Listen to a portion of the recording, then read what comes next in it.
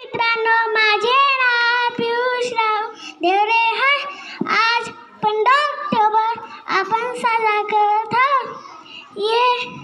माझे राष्ट्रपती doctor APJ Abdul Kalam यांच्या जन्मदिनाच्या मनांजात डॉक्टर APJ अब्दुल कलाम एक महान होते.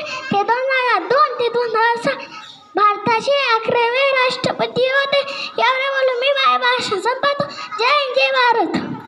मेरा नाम चैताली है. आज 15 अक्टूबर है. 15 अक्टूबर 1938 को क्रांति का जन्म था. उनके पिता एक नामायक थे और उनकी माँ गृहिणी थी. उनके पिता की आर्थिक स्थिति अच्छी नहीं थी, इसलिए उन्होंने कम से ही अपनी पढ़ाई की आर्थिक मदद करनी शुरू कर दी. माझे नाव सान्वी योगेश पाटील आहे.